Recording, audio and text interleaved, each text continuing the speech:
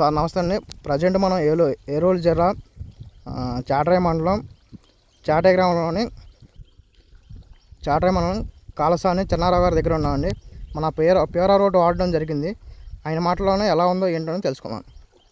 Sir నమస్తే అండి. ఈ ప్రోడక్ట్ వాడారు కదా, పేరా రోడ్ అనే ప్రోడక్ట్ వాడారు కదా, ఇది ఎలా పనిచేసింది ఏంటో ఒకసారి మీ మాటలో చెప్తారా? వాడుకోవచ్చు, బాగానే ఉంది. వినపడుతుందా? పర్లేదు, వాడుకోవచ్చు. ఇది రైతులు వాడవచ్చు అంటారా, వాడకూడదు అంటారా?